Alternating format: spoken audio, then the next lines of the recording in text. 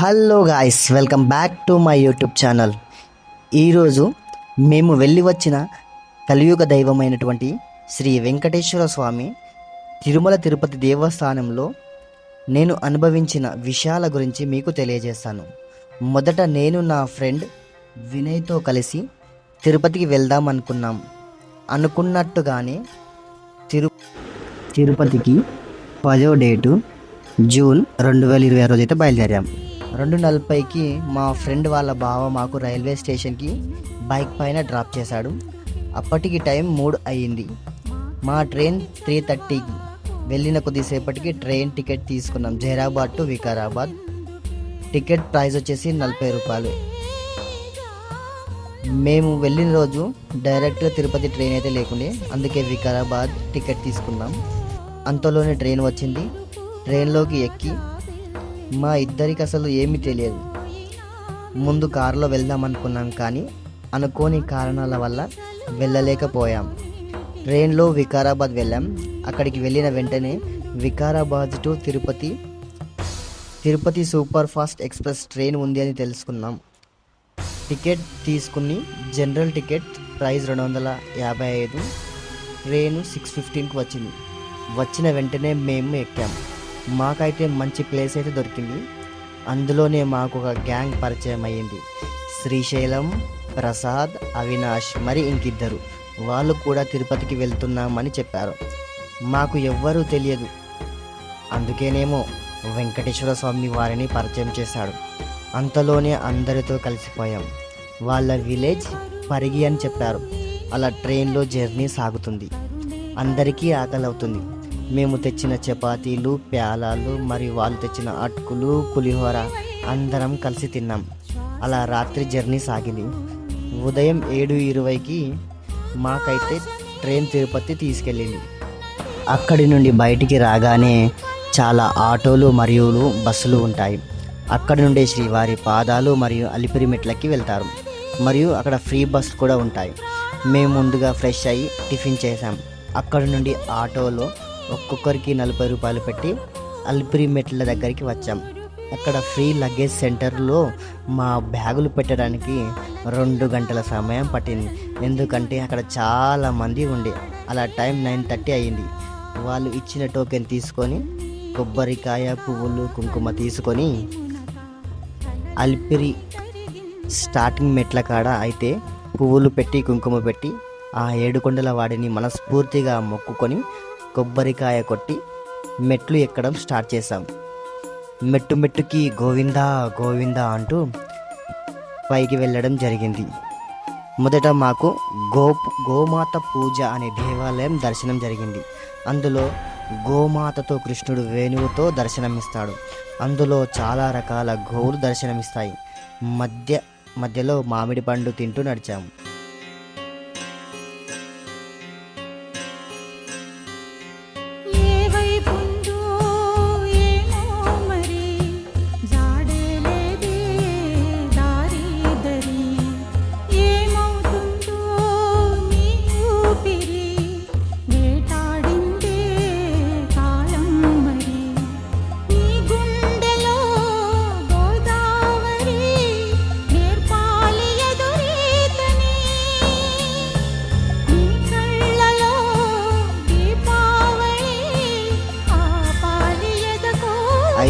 మెట్లయితే ఎక్కినాం.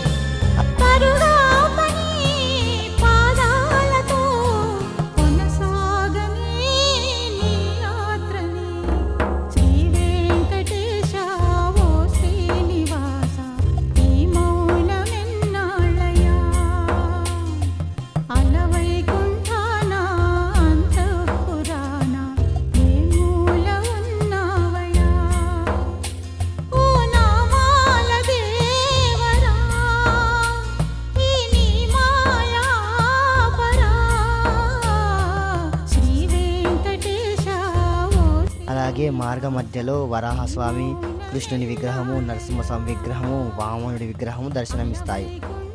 అలాగే ముందుకు సాగుతుంటే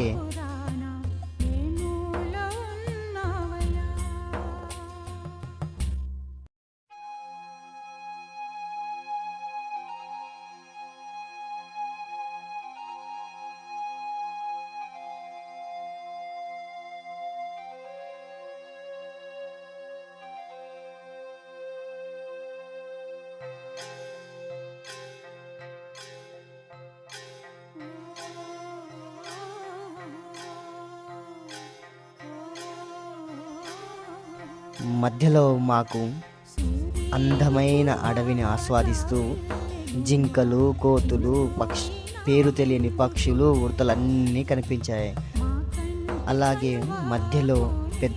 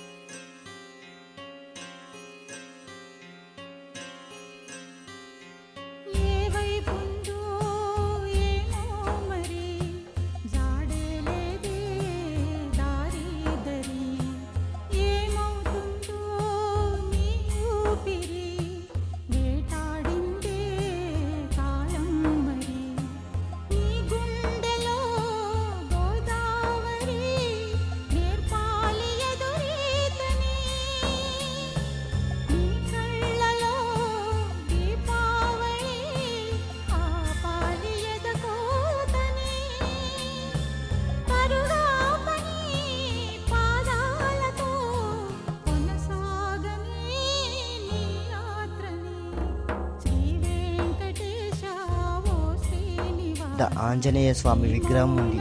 చూసిన వెంటనే స్వామివారిని నమస్కరించి మాకు సహాయం చేయమని కోరుకున్నాం. అలా వెళ్తూ ఉంటే మేము మోకాలి మెట్ల వరకైతే చేరుకున్నాం. మోకాలి మెట్టు దగ్గర మేమైతే 11 మెట్లు మోకాలితో ఎక్కడం జరిగింది.